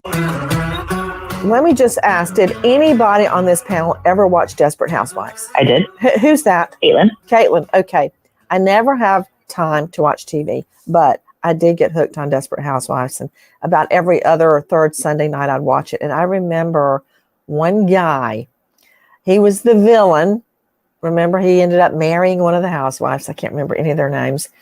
But he had lost his wife and daughter in a crash, and she, was it Nicolette Sheridan? Yes. Don't look at me like that, Jack. I watch one program and you give me a look. I didn't watch it. I don't know. Anyway, he tries to kill her because she mowed down his wife and daughter years and years and years before, and he insinuates himself into her life. I think that's how it went. Anyway, In the end, he's sitting in a jail cell, much as Dr. Jory Crossan just described, and he's reliving the night, not of the attempted murder, but when his wife and daughter said, hey, we're going to run down to the store. You want to drive with us? And he said no. And they had the wreck and died. He relives it over and over and over. But in his mind, he goes, no, it's snowing outside. Don't go outside. Stay in here and let's decorate the tree or something like that. And he creates an entire alternate fantasy about what really happened. And for the rest of his life, he'll be in that jail cell, reliving the moment over and over and replaying it out, just like Dr. Jory Crossan said about how he wishes he could have done it better. And don't you know, Johnny Nacarado, former Sheriff Sergeant, Crime Reconstruction Forensic Team Supervisor at thejohnnylaw.com. Johnny, don't you know, if he could do it all over, he would not have left the knife sheath at the murder scene. Hello, right? And he would not have turned his cell phone on when he was a few miles away from the house, that we can now trace his circuitous route back to his housing at Washington State University the night of the murders. So he's living in the fantasy land about what he should, could, would have done that Dr. Jory Crossan and Chris McDonough just described. Yeah, that was a little bit of a faux-pas on his whole entire plan. I don't think he realized the technology that we as in law enforcement have available to us. It's just like, we learned so much from trials. I bet if he watched the current trial that we just all watched from South Carolina. Murdaugh, may he rot in hell. May he rot in hell. And if he would have watched that trial before he committed these murders, do you think he would have done things a little bit differently? I think 100%. Absolutely. The ID cards, that is another faux pas. Now, let's say that it's true. Are you, are you attempting to say faux pas? Because it sounds like you're saying poo-pas. Yeah. Faux pas. I thought you had some unusual and unique derivative, but it's just a mispronounce. Okay, go ahead. Yes, that's but I mean, right now we're talking about, it's either, Caitlin Baker, do you believe it's a driver's license or a student ID? Honestly, I think it could be either one of them. I think it's whatever was easily accessible. That would be my guess. Which, think about it, Johnny Nacarado. You're the crime scene reconstructionist. I'm thinking about him at the moment of the murders, fumbling around and finding a trophy. Or did he just find it by random? Was it sitting out on the kitchen counter when he walked through and he picked it up? But I could see Kohberger. That's the thing, too. She makes a great point there, that something I thought about quite a bit. It's like, do you think he was like intentionally, if he collects IDs as trophies, scrounging through Maddie and Kaylee's room to find this ID card, or did he just happen to see it? You know what I mean? Like, how did that process come about? Hey, Lanny, thank you for that. Really appreciate that. You too, Naomi, Michelle Gordon. Thank you, Naomi, again. Woo! Appreciate your guys' support. I also want to shout out, we had 2 Cash Apps come in, one from Donna, one from Regina. Thank you so much for your support. I haven't been able to check Venmo yet. Let me go check it real fast. Hit the refresh button. It doesn't look like a Venmo came. If you guys send a Venmo or a PayPal and I missed it or something, please let me know, because I want to make sure just to honor those of you guys who are helping. ASD, does it stand for antisocial disorder or autism spectrum? Fumbling around in one of their bedrooms trying to find something to take. And another thing, he could have taken more, like jewelry or some other trophy that we don't know about, Johnny. Yeah, that's 100% correct. Let's just say that the rumor is true. It is an ID card that is of one of the victims. Now, here's another thing. He's been stalking them. Did he do a car clout and break in and take some IDs out of purses? Was he in the house prior at one of these big parties? And girls leave their purses around. He covertly gets some IDs out of there, knowing what he's going to do, because he knows he's not going to have time with bloody gloves or all this physical evidence with low cards principle. He's going to bring something to the scene, take something away. Did he take these IDs prior to versus the night of? Because that's a pretty tight window with the surveillance footage of him having to get these murders, get back in and get the footage of him getting out of there. That's a short time. So we don't know exactly when he got him. I think you're right. Is that Caitlin? Jump in, please. Yeah, I do. I think it might have been before. There just seems to be so much evidence that there was this alleged stalking from Kohberger to the home and to the girls leading up to the murders that I had always, theorized that he had been in the house before, likely disguised as a party goer. And that would be ample opportunity to, like he said, take something. I think he likely, if I'm guessing, had other things that belonged to his original target, and that the ID might have been one of the things that he took ahead of time. I'll be curious to see if one of the victims had reported it missing. From the beginning, Caitlin Becker, you had been saying that. I have. And remind me, everybody, I want to circle back to now we believe, based on newly released evidence, that Kohberger had been actually in touch with, or trying to be in touch with, one of these female victims dating back to 2021, which is before he started his studies at Washington State University. That's a whole nother can of worms. Did he actually go to WSU? Did he leave DePaul, where he was studying, cross the country because of a fixation on one of these girls? How did that happen? Only a seasoned and veteran computer tech guy is going to be able to unravel that. But back to this, what he may have taken. Guys, take a listen to our cut 19N, as in now. You're hearing forensic psychologist Dr. Joni Johnston in Mark of a Killer. Listen. We know that one of Robert Hansen's victims had a fish necklace that was so meaningful to her that she never took it off. And even after she died, and it was later discovered what happened to her, her family asked for that necklace back. When Robert Hansen takes these trophies, he is extending his hunting.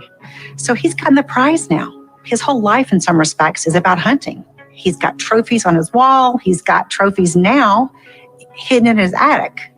So he feels incredibly powerful. It's probably the peak of this entire experience for him. Not only a memento to relive the incident, like I'm reliving Christmas 2017 with the twins and David decorating the tree, but not only that, Mark Tate, he's got a hell of a problem at trial. If what Caitlin Becker from Daily Mail is telling us, and I believe she is correct, that he kept a memento, oh man, I'd love to spin that out in opening arguments to the jury about him holding on to it, just looking at it in his glove box in his car like it was radioactive, knowing it was in there the entire 2,000 plus miles across the country. What is that, Caitlin, jumping in? Yeah, can I jump in really fast? Yes. I take some issue with the fact that some sources had said it was found in the glove box. I had parsed through and looked through the search warrants just with a fine-tooth comb. You really have. And I got to tell you, I did the same thing, but I learned a lot listening to you. It was awesome. Go ahead. The only place I found mention of IDs was in what was taken from inside Kohberger's parents' house in Albrightsville. And in the list, it says number 35 on the list. I can read it to you right now. It says ID cards plural, inside glove, inside box. So it doesn't say inside a glove box, and it's not from his car. It says ID cards inside glove, inside box, as if he's hiding the ID in a glove and then hiding that glove in the box. I'm curious who the glove belongs to. And I think there's something so telling that if this is what is referred to by the ID belonging to one of the victims, not only was it traveling with him allegedly from Pullman, Washington to Albrightsville, but it's inside the home, so close to him, and it sounds like it's something that's hidden to me. So I think that makes it even worse. Well, let me add something psychologically real quick. Hold on.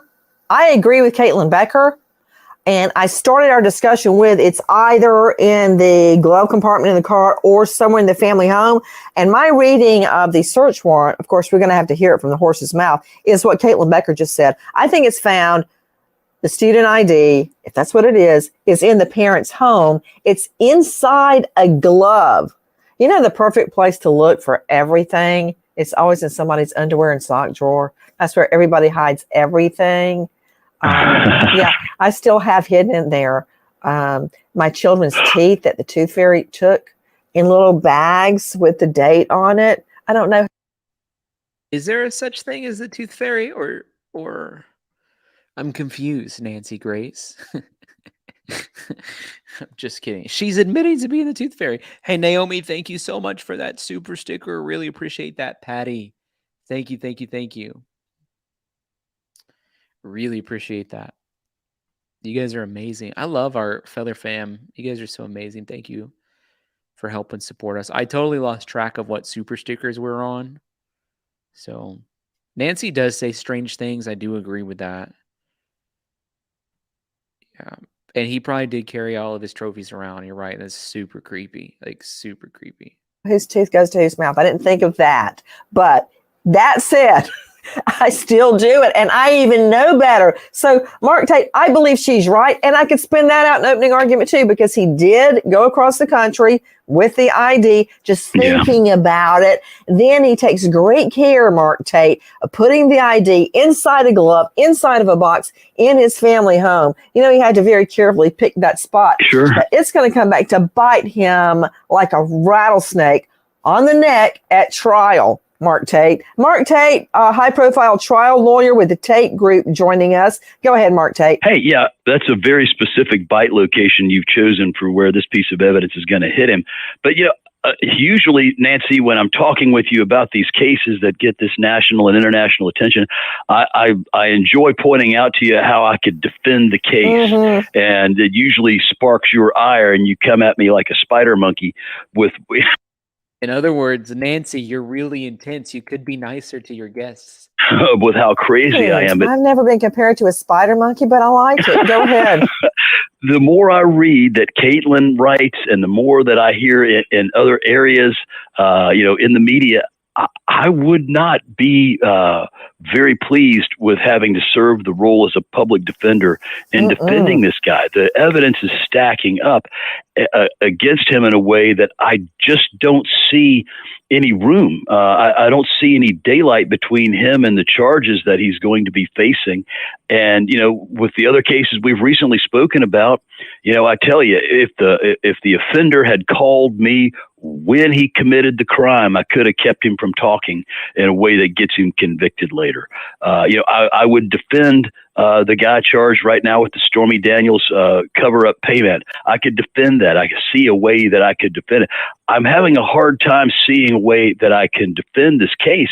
And as I've told you, and as you know, I like to handle criminal defense matters where I see some daylight, where I see a way that I can make a difference for the defendant.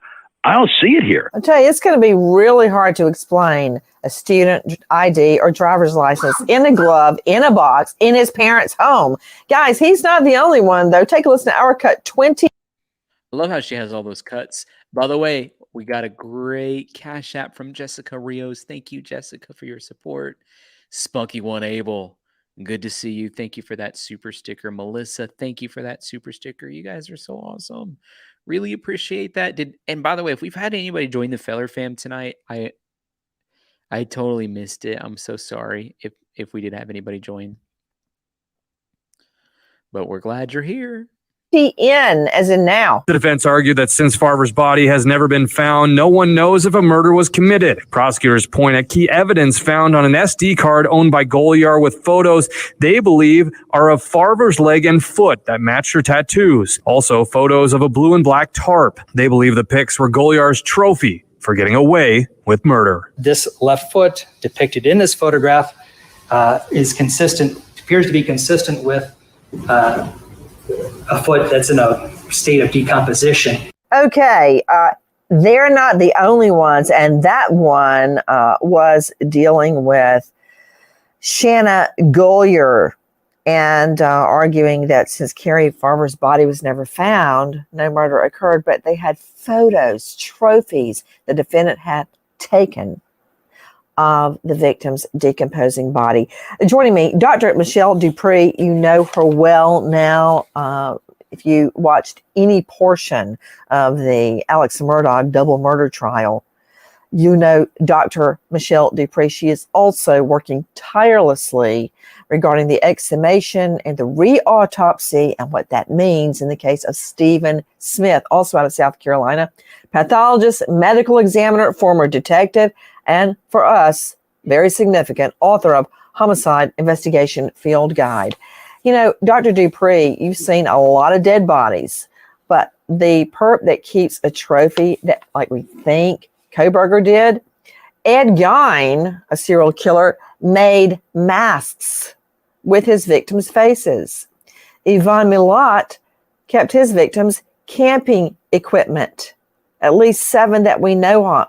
He would stalk people camping, kill them, bury them in the forest, but yet keep little bits of their camping equipment. Listen to this one, Dr. Dupree. Alex Mangle made a scalp wig. Now, that was up in Westchester, New York, but police originally deemed it to be a wig, but it was actually the victim's scalp, which the defendant wore as a wig when he grabbed his next victim. Okay, we've all seen Hannibal Lecter. That's nothing compared to the real life killers. We haven't all seen Hannibal Lecter. I've never seen Hannibal Lecter. Hey, Sam Panther, thank you for that super sticker. Really appreciate your support. Now, one guy, John George Hay, kept his victim's dog. Much has been made about the dog in this case. The dog in this case is alive and well and actually has a GoFundMe. Robert Hansen, as you know, kept his victim's jewelry, Dr. Dupree. Johnny Christie kept his victim's bodies hidden in the kitchen for a really long time. Rifkin kept all sorts of trophies like a license plate, underwear, bras, driver's licenses, jewelry, a library card, which is kind of like in this case, we think it's a student ID. Stanley Dean Baker kept his victims' bones, only select bones, not all of the bones. Dang, Nancy Grace could have cut out some of these details. Golly, mamma mia. Some of you, Athena's like, enough. Oompa Loopa's like, Nancy's falling off the rails. Hey, Flower Lily, you said, Tyler, I'm new to your channel. I want to say I love that you're a believer and you are not shy about it. It's actually the purpose of this channel. It's like we actually hope that we create content in such a way that draws people to want to be a part of our Faith Friday service so they themselves can have an opportunity to know Jesus if so they choose. You said, thanks for covering this case. My family is close to the Gonzalez family. Anyways, thanks, brother. Well, tell them we're praying for them. I love that they posted on Easter, and we pray for them like a lot. Almost every night we've prayed for the Gonzalez family. We love them. So thank you for your support. Really appreciate that. It's so frightening. Yeah, I mean, you said I'm eating dinner and getting grossed out. I know. Sometimes I'll be watching like a YouTube channel. I'm like, that is gross. I'm gonna. Particularly, he kept the finger bones. Dennis Nielsen kept body parts.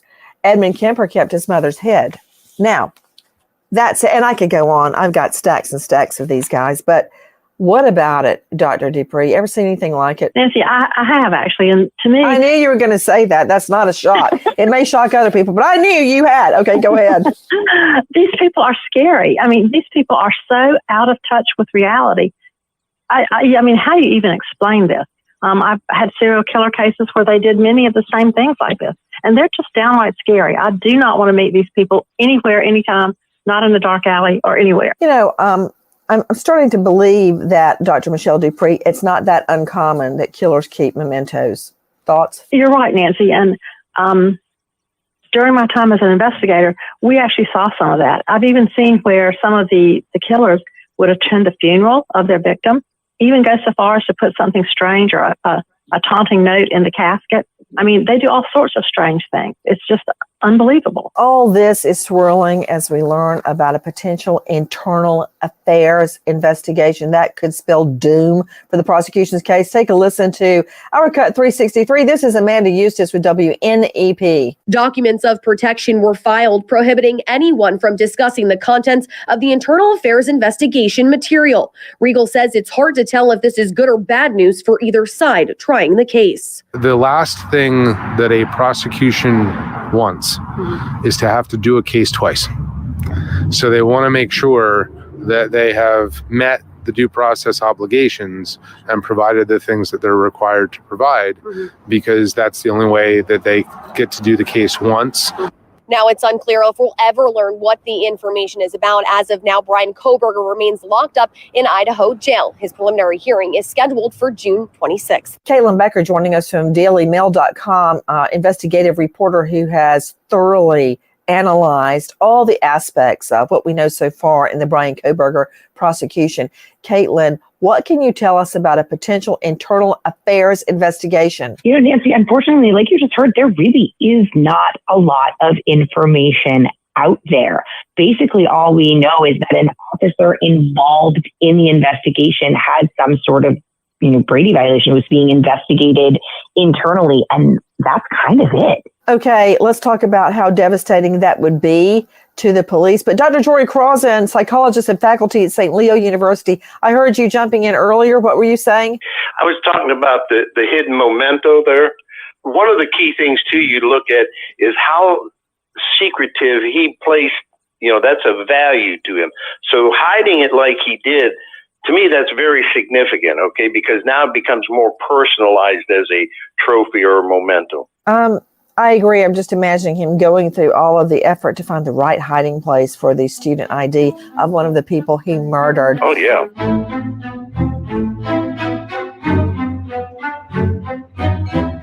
Inclusive getaway. Call your local travel advisor to get started. Buying a home can relieve the anxieties of the home buying process. Elect. Thanks just through SoFi Bank. Color has been dyed with your hair dye and embrace your gray. I want to talk about Chris McDonough, former homicide detective, now star of The Interview Room, also the director at the coldcasefoundation.org. Chris McDonough, an internal affairs investigation. In other words, a potential dirty cop. That can spell doom for your case. And you would never believe the cops that are somehow dirty. One bad apple can spoil the whole bunch. And I'll never forget Chris McDonough. I tried, it wasn't called child sex trafficking or human trafficking then, but I was trying to find a little girl that was taken at like age 13 and pimped out. I mean, pimped out. I couldn't find her. I and 3 Vice detectives worked the streets, and it was cold. Oh, it was so cold outside for months. So I would handle my plea and arraignment calendar and then go out on the street looking for this girl. We finally found her. And by the way, when I did find her, she was in a flop house down on Stewart Avenue in Atlanta where everybody sold dope and got hookers. I went in there and looked. There were like 3 or 4 women in there. And I came out like, she's not in there. In the short skirt. It was just. After listening to this episode, I now know why this wasn't on TV. Like, I kept trying to find this episode. Like, today I searched like 2-3 times, just trying to be like, well, maybe they haven't uploaded it yet. Maybe it's not available yet. After listening to this episode, I am very aware why they chose not to put this on TV. It's like, I couldn't even, when we got all that off of her, she looked like she ought to have on a little school uniform and go to school with my daughter, Lucy. But that said, we got the we got the conviction. It was about 8 months later. I was working and somebody had a TV going on mute, and I looked up and there was a sketch artist, Chris McDonough, in a federal courtroom. And I went, wow, that kind of looks like Harrington. And I just kept going because, the sketch artist's work never looks like the person. Well, guess what? It was him and his co-defendants. My 3 Vice guys that I'd worked with every single day trying to find this little girl. as it turned out, when I wasn't around, would bust dope lords and take all their gold jewelry and their money. And it was so bad, the feds did a sting on the cops. Now, how a jury cared about whether a doper lost his gold chain, I don't know, but they were prosecuted and convicted. So you think you know somebody, you don't know them at all. What can an internal affairs investigation do to a case? Well, it's as you've eloquently laid out, Nancy, it is a prosecutor's worst. I think it's like this. This is why I did not last as a prosecutor. I don't think I could do it either. My goodness. Nightmare potential. And because, I actually got transferred into Vice years ago in 1984 to 86 because we had a guy who was taking favors on the side for moving drugs to certain people. And so what this is about, the good news here is this is Brady discovery, right? And you can explain that forever, Nancy. Do I have to? Go ahead. It was brought up by the state. So the state was made aware of it by the IA team, the internal affairs unit at the PD, and says, hey, one of our guys, by the way, has this in his personnel file. You may want to reveal this to the defense while you can. And so that's the upside of this, that the state brought it forward. The downside is we don't know exactly what it is. It could be just a citizen's complaint about, the officer was rude to me, as much as, hey, this guy's lied before, and, we need to make sure that we get ahead of this. So it could go either way. To Johnny Naccarato, joining us, former Sheriff Sergeant, now Crime Reconstruction and Forensic Team Supervisor. You can find him at thejohnnylaw.com. Johnny, as a former Sheriff Sergeant, you know what? Every cop that's dirty, they need to be thrown out and prosecuted themselves, because it gives the rest of law enforcement, who I believe are decent and honorable people, a black eye. And it can ruin a prosecution. When a jury finds out a cop on the stand, a witness, is dirty, it can ruin the whole thing, just like in Alex Murdaugh. Let's use him again. Once he got on the stand and he lied, it came out that he had lied about being in those dog kennels at the time of the murders. He lost all credibility. It was over. He's a big fat liar. And if one cop is lying, are they all lying? That's what can go through the minds of the jury, Johnny. No, 100%. And us in law enforcement, once you lie, once you lie at all, whether it's an IA or it's in court, you're done. It's a wrap. You're not going to be testifying anymore, and your career is probably going to be over. Forget their career. Who cares about their career? They did that to themselves. What about the state's case? What about a true verdict? Didn't you see what happened in O.J. Simpson with one cop? Oh, this Mark Tate, Johnny Naccarato. Yeah, I'll tell you what a lying cop does. Johnny Naccarato. I didn't know Johnny's last name was Naccarato, but Johnny Law has been on this show before. He's one of my favorite people in the true crime world because he's just super chill. And I had no idea his last name was Naccarato. I thought his last name was Law, Johnny Law. Is in law enforcement. I'm not sure they teach pronunciation necessarily of French colloquialisms, faux pas. Let me enjoy my one tiny triumph, please. Okay, Naccarato is always right.